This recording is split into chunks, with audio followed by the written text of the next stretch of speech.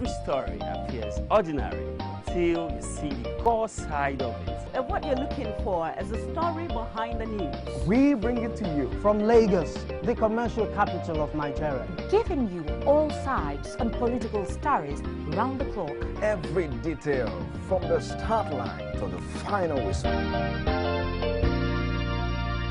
CoreTV News, expanding your view.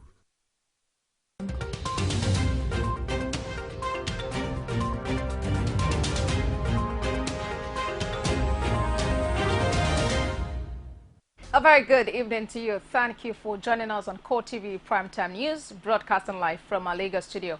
I am Abosedi Omowiye. In our top stories tonight.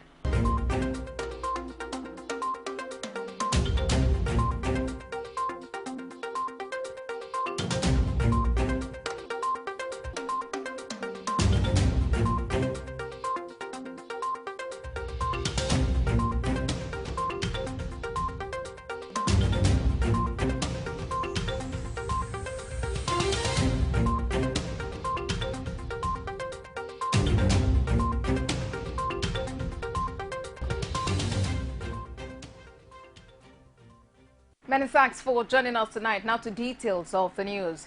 Christians the world over are today celebrating Easter Sunday, which signifies the resurrection of Jesus Christ from the dead.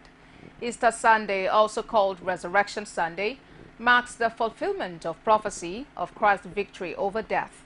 Many churches today held special services to celebrate this special ceremony, which significance dates back to over 2,000 years ago. Easter is linked to the Jewish Passover by much of its symbolism, as well as by its position in the calendar. Easter Sunday is one of the 4 days that mark the annual Easter celebration, the first being Friday, which marks the crucifixion, death, and burial of Jesus Christ. It is a culmination of the Passion of Christ and is preceded by Lent, a 40-day period of fasting, prayer, and penance. Now, still in the mood of Easter, President Muhammadu Buhari is rejoicing with Christians all over the world on the occasion of the commemoration of the supreme sacrifice which Jesus Christ made for the salvation of mankind. In a message of felicitations, President Buhari calls on Christians to obey the command of Jesus to love one another. In his words, I quote, "As we celebrate Easter this year, I sincerely believe that it will serve our dear nation very well if we all imbibe this essential message of Jesus Christ and truly learn to love our countrymen and women as we love ourselves." He adds that, indeed, we will surely make faster progress towards the achievement of the peaceful, united, strong, progressive, and prosperous country we all desire, if as a nation we eschew all divisive, parochial, ethnic, and religious sentiments and rivalries and begin to live more harmoniously with our compatriots as Jesus Christ and the founders of the world's other great religions enjoined mankind.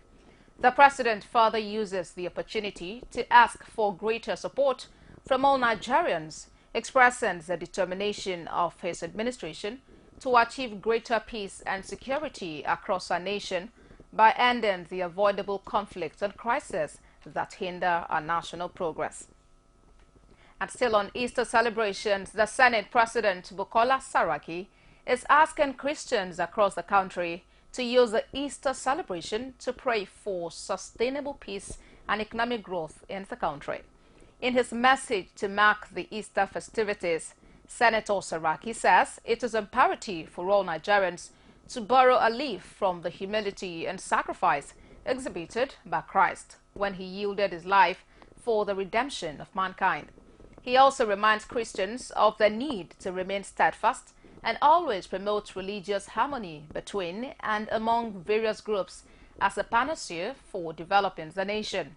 Saraki further assures that the National Assembly would continue to make legislation, including the review and amendment of existing ones, to boost security, create conducive business and investment environment, and support the fight against corruption.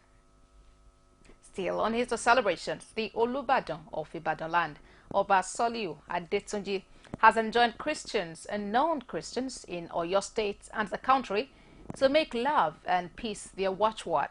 The Olubadan, who spoke through the Director, Media and Public Affairs to the monarch, Adeola Oloko, when some youths paid a courtly visit, explains that proper understanding of the life and times of Jesus Christ showed that the greatest message of Christ was love. He says, irrespective of religious and ideological persuasion, we need peace, love and harmony at this time, more than at any other times in the history of the country. The monarch commends the people of Oyo State for embracing peace, while also stating that without peace and love, there would be no progress in the land. And now clerics have urged the federal government and government at all levels to ensure that the promissory note that the budget is to all Nigerians is delivered. Speaking in their Easter messages to all Nigerians in Abuja, the Federal Capital Territory, they say the promise of a better tomorrow that God has for Nigeria will come to pass. Correspondent Kozim Kasali, who went round churches for the Easter celebrations, completes the story.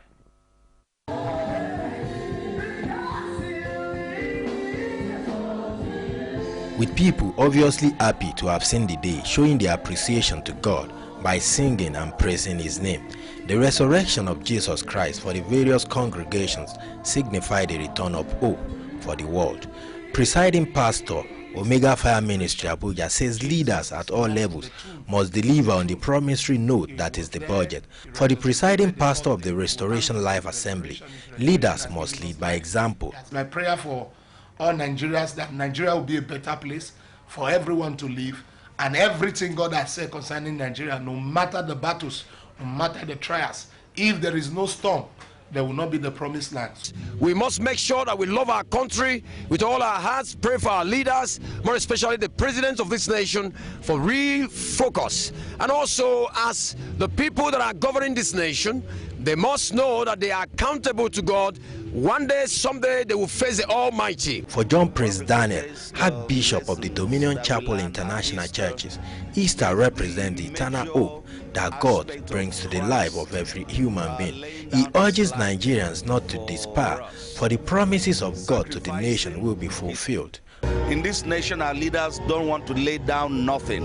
We are not sacrificing for the younger ones to rise. We are not sacrificing to see greatness in our nation. And yet we travel to nations of the world and we see how they are developed. We see how their roads are. They also have this message for all Christians. Jesus is not in the tomb, He's on the throne. He was dead, He resurrected the third day. I will thank God for His resurrection. His resurrection has given us life. He has given us hope. He has given us salvation. And we rejoice with all the Christians all over the world today. We must know that this nation is undergoing a critical moment. People are more divided. There are so many divisions going out there. And we are calling on our leaders to unite people together. And we must not be too hard on people. We must have a roundtable discussion.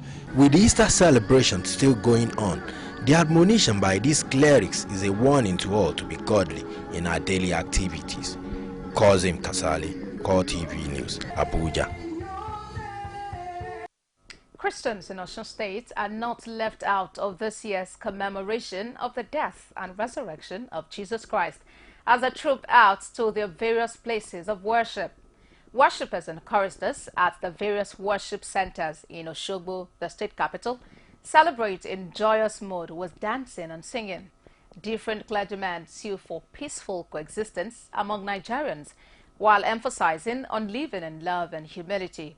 They specifically urge leaders to embrace virtues of sacrifice and tolerance in governance, noting that the welfare of the people should be their priority.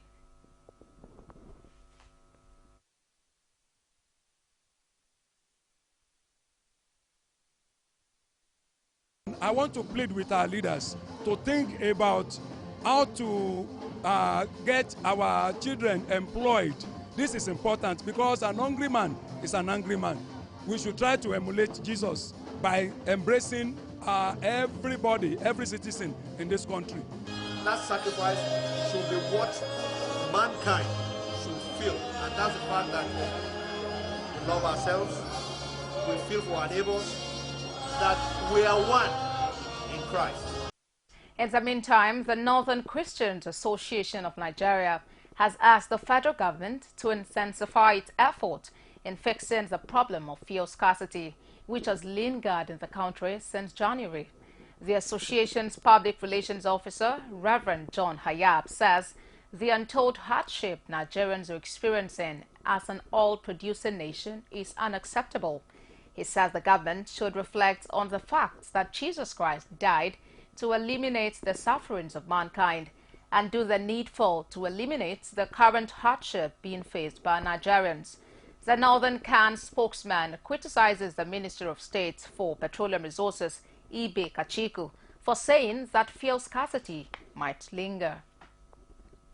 Meanwhile, a coalition of civil society groups, Civil Society Coalition for Positive Change and Stand Up for Nigeria, has issued a 72-hour ultimatum to the Minister of State for Petroleum and NNPC GMD, Ibe Kachiku, to resign from office over the prolonged scarcity of fuel, which it says has brought Nigerians severe hardship. The group stated that the inability of the Minister of State to restore normalcy to the current fuel crisis shows his incompetence to manage the situation. Venetia's Tokuma and Labake Boboye, National President and Executive Director of the groups respectively, in a joint statement issued and made available to journalists, say the Minister of State for Petroleum Resources has failed to justify his appointment. Kachiku, who doubles as Group Managing Director of the Nigerian National Petroleum Corporation, had said in reaction to public criticism of his handling of the fuel scarcity that Nigerians should count themselves fortunate that the NNPC, under his stewardship, has been able to bring in the amount of fuel it is currently doing. The group describes the statement as careless and insulting to Nigerians who voted for the current administration. The group calls on President Muhammadu Buhari to fire Kachiku should he refuse to resign.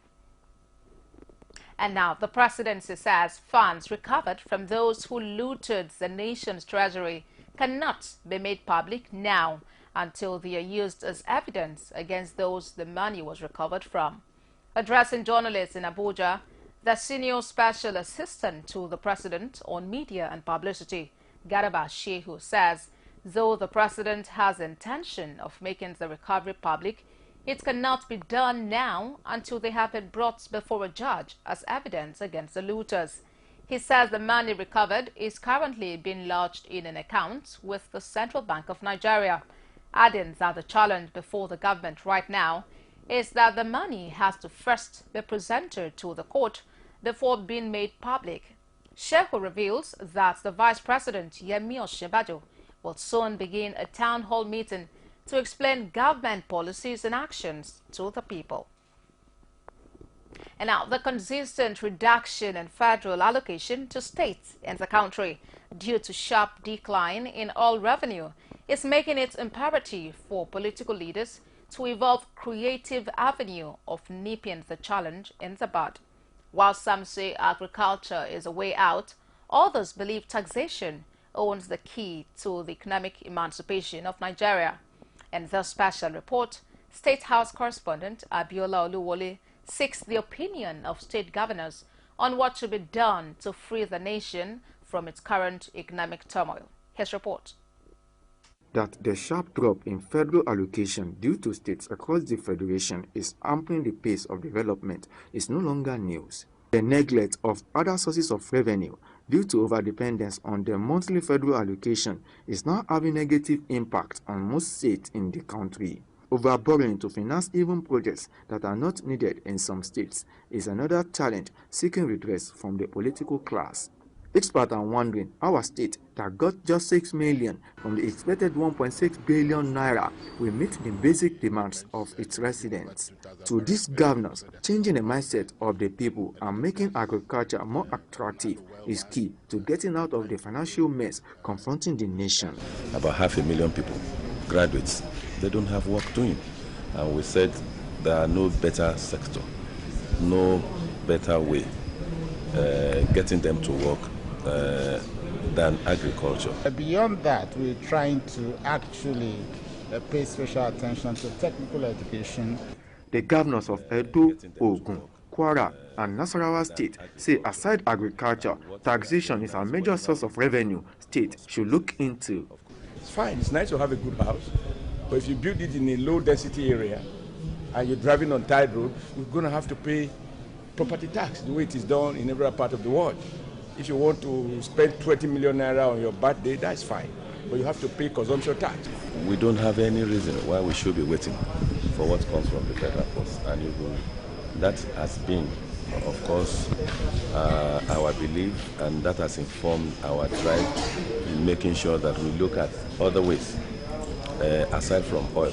I must say it's been very tight because the drop in the crude oil price was quite shocking, but for some of us, we knew with the trend that things were going on, it was likely going to create the kind of shock, and we had positioned ourselves to absorb these shocks through improved revenue generation. Our various states are centers of priority, centers of prosperity, and it requires the initiative and the effective utilization of the resources available in each state to be able to turn the state around for an inclusive economy. Looking inwards to generate funds for developmental purposes is a major lesson learned by states in the country from the sharp drop of oil prices. Abiola Oluwole reporting for CoreTV News. Still ahead, the federal government commences the reconstruction of schools and police stations destroyed by Boko Haram insurgents in the northeast. Details of this and other report in just a moment. Do stay with us. With over 7 billion of world population and still counting, the world needs to hear you now than ever. Whatever your ministry or vision is, Gospel Africa will help get you there faster than you think possible. For inquiries and participation, contact 009 503 3859 or 0812 076 0011 or visit www.gospelafricang.com. Gospel Africa, your #1 media solutions for the church today. Gospel Africa, showing on this station at this time. Thinking of how to send goods to anywhere? Think All-Seal Mail Services. Our courier and logistics is world class. What of your travel needs? All-Seal Travel and Tours can handle everything from ticketing, hotel reservation, and more. All-Seal Mail and All-Seal Travel and Tours, subsidiaries of Orchard Security and Investment Limited, All-Seal. Visit us today.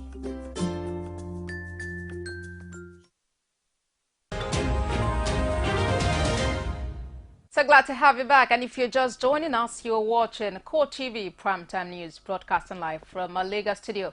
Let's take you through our top stories again.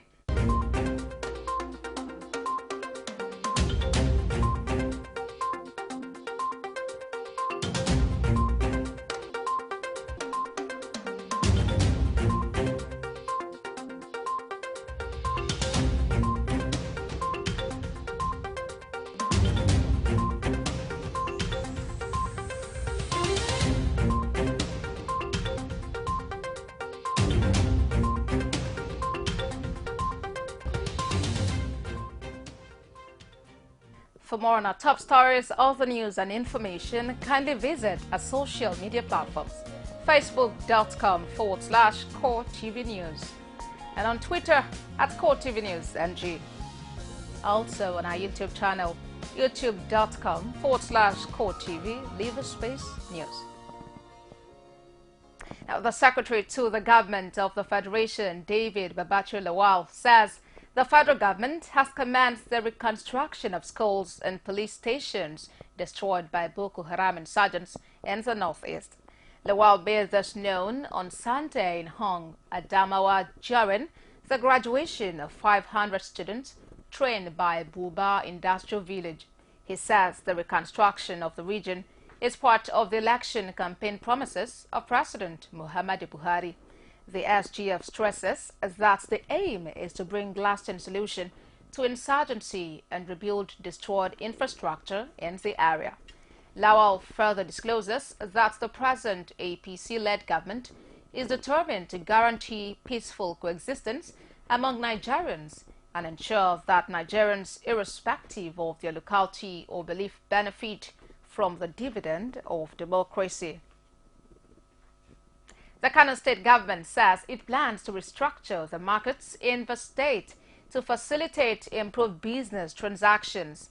Governor Abdullahi Ganduje disclosed this on Sunday in Kano while receiving the governors of Gombe, Kebbi, Niger, Imo, Borno and Jigawa, who paid him a sympathy visit over Saturday's fire outbreak at the Sabongeri markets. He says the restructuring would involve provision of roads, culverts and fire service points, as well as collapsible structures for petty traders. He says henceforth all present wooden structures in such markets would be replaced with collapsible ones to reduce the chances of fire conflagration and obstacles during emergency. Ganduje says the government would also implement some measures to alleviate the sufferings of the victims of the fire to enable them rebuild their lives. In other news, the State Commissioner of Police, Mohammed Katina, says no fewer than 100 suspected looters have been arrested by security agents during the fire outbreak which gutted the famous Sabongeri market in Kano on Saturday. The CP, who disclosed this when Governor Abdullahi Ganduje visited the market on Sunday, says the suspects were apprehended by security personnel deployed to the market to ensure security of lives and property following the fire outbreak. He says the suspects were arrested in different locations of the market while trying to escape with their loot. Katina says the suspects, who are presently in police custody, will be charged to court as soon as the investigation is completed. A senior army officer serving at the Nigerian Army School of Infantry, Jaji in Kaduna State, Colonel Samaila Inusa, has been abducted by kidnappers. The Deputy Director, Public Relations of the 1 Mechanized Division, Colonel Usman Abdul, disclosed this on Sunday in Nigeria's northwest state. Colonel Abdul says the army officer was abducted from his car around Kamazo area near Refinery Junction in Chikun local government area of Kaduna State. The abductors intercepted the officer's personal car and later dropped off his wife before leaving with him as they traveled along the Abuja-Kaduna road. Sokoto State government has instructed all workers to submit their bank verification numbers before they will be paid their April and other salaries. In a statement signed by his spokesman Imam, Governor Aminu Tambuwal says this is part of efforts to sanitize the state civil service and permanently tackle the menace of ghost workers. He says the submission of the BVN forms part of the ongoing verification of staff and the updating of records of all employees in the state civil service. The statement further discloses that the state head of service has been instructed to ensure prompt compliance, pointing out that the directive also applies to workers at the local government level. And now the Nigeria Labour Congress and its counterparts, the Trade Union Congress of Nigeria, is setting up for a serious showdown with Kaduna State Governor Nasir El-Rufai for insisting to go on with staff verification exercise in the state. The union is describing the action of the governor as anti-democratic and is calling on Kaduna workers to ignore the governor's directive by refusing to fill the verification form. President of the Nigeria Labour Congress, Ayuba Waba, says such directive is discriminative and has violated workers' fundamental human rights.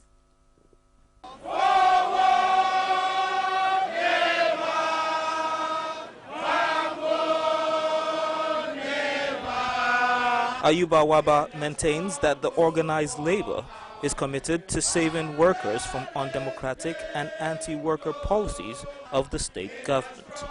The union is also ordering Governor El-Rufai to pay the 9 months outstanding salaries of workers in the state. The fact is that verification has been ongoing for the past 9 months. Yes. And we are told what has been happening is to use the verification process to delay the payment of salary and also pay few workers and say that the verification is still going. We say enough is enough to this process. Former Vice President of the Nigeria Labour Congress, Comrade Issa Aremu, says after a series of verification by the El Rufai administration which led to the death of many civil servants, the state government wants to continue with another exercise aimed at breaking the ranks of the organized labor in the state. For El Rufai, it seems one good turn does not deserve another.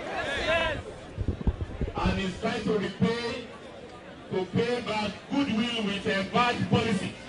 I think Nigerian workers have the capacity to recall any governor who is not serving the workers that elected them among other people that elected them into office. The union promises to protect the rights of workers in the country, insisting that no reasonable government would deny workers of their fundamental rights to belong to a union. In the meantime, the Kwara State Command of the Nigerian Immigration Services has rescued 20 minors who were being used as laborers in farms at Kayama local government area of Kwara State. While parading the suspects, the state controller of the Nigerian Immigration Service, Abimbola Abiodunjo, says her team are determined to prosecute the perpetrators of the act. Parading the boys and the accused farmers who hired them, the state controller of the National Immigration Service, Abimbola Abiodunjo, says the command has been having running battles with Yoruba farmers in the area, as one of the officers was recently beaten to a coma for daring to challenge them on the illegal hiring of minors. The 20 boys, who are between the ages of 12 and 16, are now nationals of Benin Republic, Togo, and Burkina Faso, and are being recruited to work in farms in Kayama local government area of Kwara State, which shares borders with Benin Republic. While briefing journalists, Abiodunjo notes that her officers went for routine mop-up exercise when they met the boys on the farm working. The boys, she adds, had been conditioned to believe that they will be given a motorcycle each in exchange for their hard labor. While 15 of them are from Benin Republic, 3 are from Togo, and the remaining 2 from Burkina Faso. It all boils down to the fact that 16 of these children were found working on the farm, and we arrested them, but unfortunately they went with the machine, discharged the minors, went away with the bayonets and all sorts.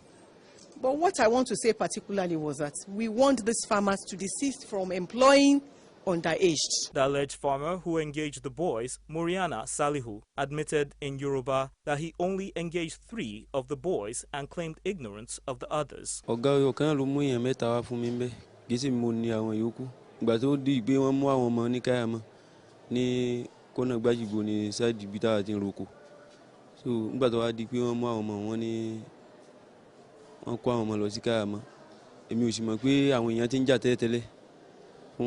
ọ̀rọ̀ mo ṣiṣẹ́ àròpé gẹ́gẹ́ bí wọ́n ṣe gba káàdì ni mo nílò lè gba káàdì pé kí n bẹ́ẹ̀lì wọn wọ́n sì ní kò sí bẹ́ẹ̀lì àwọn kó wa lọ sí Ìlọrin náà wọ́n fi kó wa sí Ìlọrin àwọn mẹ́ta náà ti tèmi ń bẹ̀. Parents are expected to take care of their children and avoid being put into hard labor. Now, the residents of Jos and Plateau State are calling on the generality of Nigerians to imbibe a savings culture in order to survive the current economic hardship facing the country. Most of those that spoke with a correspondent say it would be almost impossible to achieve one's aim and objectives in life without strict adherence to a good savings culture. The report. Imbibing a savings culture has been recommended as a means of survival in the face of the dwindling economy today. This is much more so considering the falling standards of living of Nigerians. My children have these small boxes at home. My children, if you give them 10 naira, they will go and hide it there. If you give them 20 naira, they will go and hide it there. At the end of the day, they will bring it out and tell you, Mommy, this is what we have got saved so far. But some of the young ones in Jos say one of the benefits of savings is that they are able to meet with their immediate needs from their personal purses, even when their parents are not able to provide for them. To help myself in sponsoring myself to school. I have a little container that I normally drop at least 150, anything that comes my way daily. If you don't save money, there's no how that for the future you will, if you have an urgent need, there's no how you'll be able to use the money, because if you're consuming like food and chat card, A business and financial expert in Jos, Godwin Ore, enumerates what happens when people fail to save. What simply happens when you don't save is that at the end of the month, when you collect your money after sweating for 1 month, you begin to pay other people that have rendered services to you. He also advocates a policy thrust that would assist the generality of Nigerians to save for the rainy day, instead of living on a hand-to-mouth basis. Young people have been challenged to maximize the opportunity presented in the virtual space called Internet in order to curb unemployment and grow the economy. The Internet features various social media platforms that have created a workable space for many to showcase business ideas. Hence, the call on Nigerian youths in particular to utilize and create their own environment rather than wait for the government. Sarah Ayeku was at a capacity building forum for young individuals seeking employment in Lagos. Her report.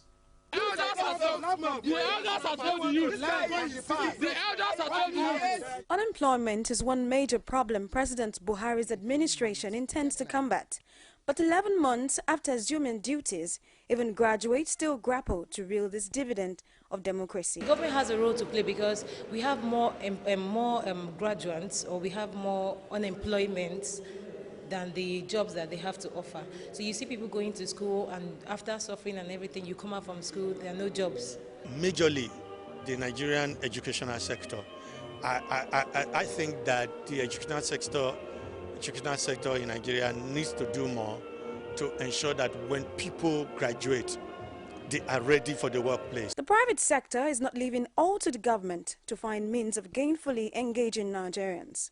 Instill in the consciousness, of young people the importance of information communication technologies in the 21st century. Certification also come in handy, in addition to entrepreneurial skills. Skill is more important presently, because even those that have certification, there are no ready-made job available. Over 50 CVs submitted at this one event. This shows that Nigerian youth are eager to get jobs in their various disciplines. Still, the responsibility lies with every young person to get certified and have skills in their various disciplines. Sarah Ayeku, CoreTV News, Lagos. Now let's take a look at Nigeria's Nollywood industry. Nigeria's film industry, otherwise called Nollywood, has great potentials to rival America's Hollywood, standing as world's third largest producer of films. But piracy is threatening to undermine all effort, as insiders estimate that up to 50% of the industry's profit is being lost to this menace and other corruption-related issues. Film producers and actors are therefore urging the government on a total clampdown on piracy, while prescribing jail terms for perpetrators. Victoria Solomon files in this report presented from our studios. Piracy has thrived for as long as Nigeria's Nollywood itself. For close to 2 decades, movie makers, producers and actors lose untold revenue to hijackers who dab CDs and sell at very cheap rates, thereby reaping the sweat of the real investors. Stakeholders cry out on the need to, by all means, stop the trend. Every sickness you have, as far as film industry is concerned, piracy is the problem. That's why I'm as common as I am. That's why I'm as unpopular as I am. That's why I'm as poor as I am. Because I've been making films since 2005, and still now I'm still, so piracy is the problem. It's an economic crime.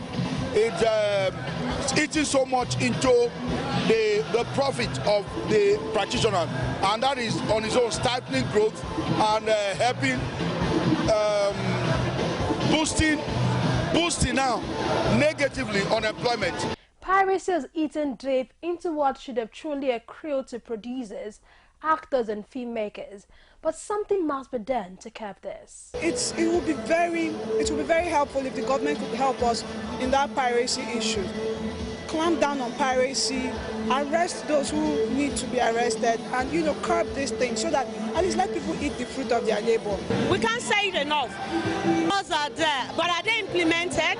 I need people caught. I need it to stop being a bailable offense. You should attract jail term so people can be off the streets. The call to stamp out piracy has gone on for some years now. Nigerians hope the plea of the hard-working Nollywood players will attract policies that will not just be formulated but implemented to bring perpetrators to book. In a related development, film producers and actors are beginning to show concern over the influence of civilization on portraying African stories, which they say is reshaping and making it lose its original value. Again, Victoria Solomon files in this report presented from our studios. Emergency, and that's where the ambulance. You expect an ambulance to move back for you? Nollywood, Nigeria's booming film industry, is the world's third largest producer of featured films after America's Hollywood and India's Bollywood. As much as Nigerian directors and producers work hard to interpret African stories, they are still worries. That's what Nollywood is focused on. We're telling our African stories for Africans, told by Africans. So if you ask me if they are telling the African stories as in our everyday stories, relatable stories, I think they are doing a good job of it. There's nobody else that can tell our stories than Nollywood. That's our unique selling point. Our stories, our own way. I mean, the Igbo man will come with his ways. They have come to recognize that Nollywood is a force to be reckoned with, and we're not even stopping. I think certain people are, and it's a commitment you make to yourself and to your productions to tell African story, because that's what brought us here. Our stories are what makes us peculiar. A multiple award-winning film director also thinks differently about storylines. I do not think Nollywood and the institutions that should encourage such, they are not even doing it. We are not them, we are not us, we are caught in between. As many more look to Nollywood practitioners to showcase quality stories, it is hoped that African values will be entrenched, offering a better screen experience for viewers and consumers alike. We'll go on another break now, and when we come back, we'll tell you about Pope Francis's Easter message to Christians and the world at large. Do join us in just a moment for details. Every day, every hour, and every minute, news break in Nigeria. Things happen so fast, it's most times difficult to track and comprehend them. But that's what we do right here on DJ 360. 2015, would you want to come back again? It's like asking Jesus Christ if he knew he was going to die, will you want to come back as the savior of the world again? We do not just help you track the stories, we break them down, explore all the angles, analyze the issues so that you can fully comprehend the stories and use them to make the right decisions.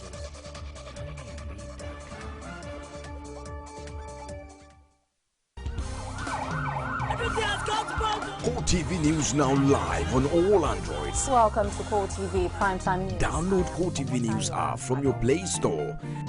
Click on the menu to see all our top stories from politics, sports, business, foreign news and live TV to watch us live on your mobile. I want to know why I should be believing them. You can also click on video to see all our YouTube videos. CoreTV News, a 24-hour news station. Welcome back. It's still CoreTV Primetime News broadcast and live from a Lagos studio. Now to report from outside Nigeria. Pope Francis, in his Easter message, has encouraged Christians not to let fear and pessimism imprison them. Speaking amid tight security at the Vatican, the Pontiff preached a message of hope following a condemnation on Friday of the Brussels terror attacks. Pope Francis, delivering his homily, entered the darkened basilica with just a single candle guiding him. As he reached the altar, the basilica's floodlight came on to symbolize the resurrection of Jesus Christ. The lengthy video service also included a papal baptism for 12 adults hailing from China, South Korea, and other countries around the world.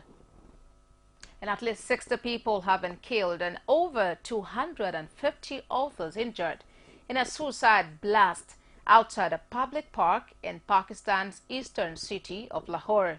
People from the Christian community were out to celebrate Easter in the park when the bomber detonated himself. Officials say the blast occurred at 6:40 p.m. local time in the parking area of Gulshan Bagh Park, a few meters away from children's swings. A faction of Pakistan Taliban has claimed responsibility for the deadly attack. In a statement, spokesperson of Tehreek-e-Taliban, Ehsanullah Ehsan, said Christians were the target of the attack. Now, Brussels prosecutors have charged another man who was belonging to a terrorist group.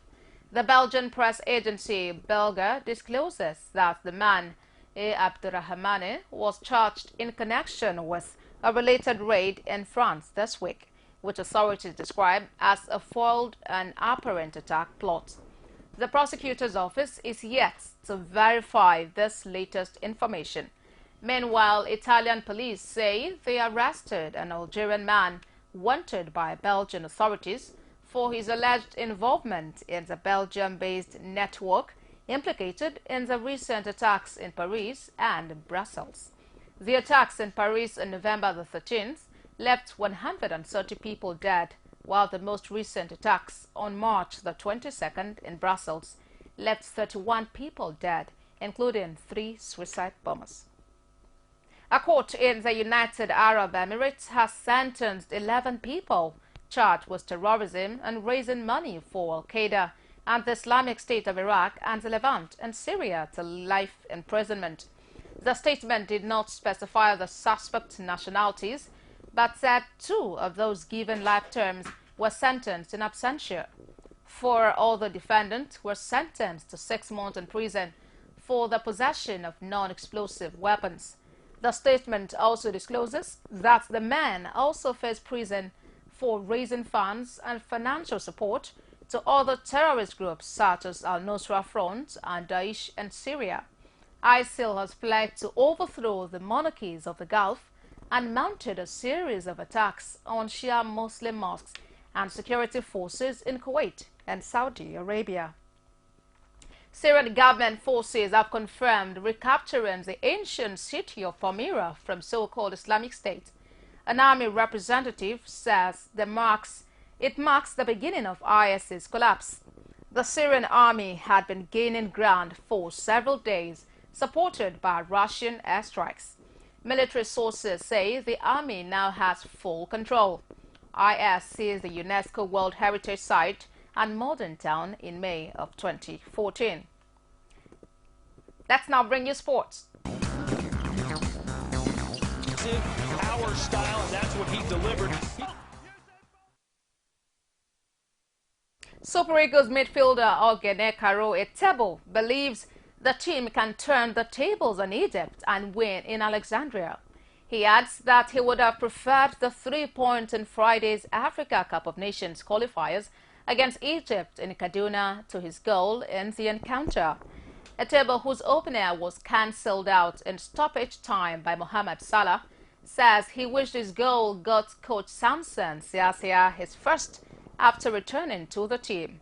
Etebo, who made his second appearance for the senior national team in Kaduna, is however confident that the Eagles will beat Egypt in Tuesday's reverse fixture in Alexandria.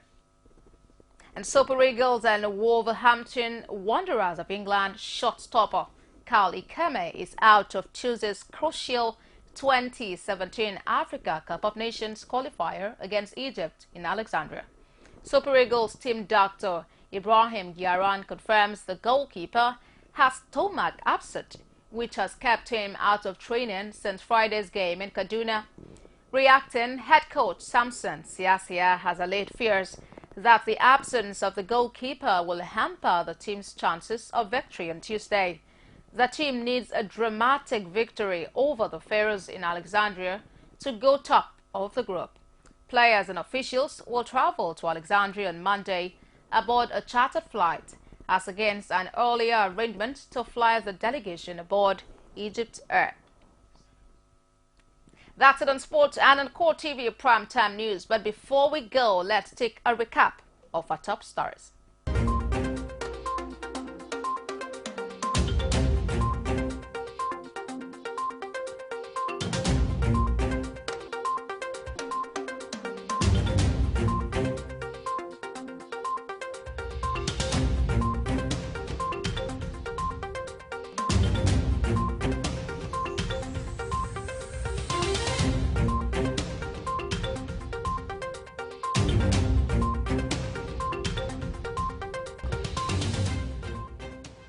It's a great to have you being a part of CoreTV Primetime News today. I am Abosedi Omowi. Happy Easter celebrations.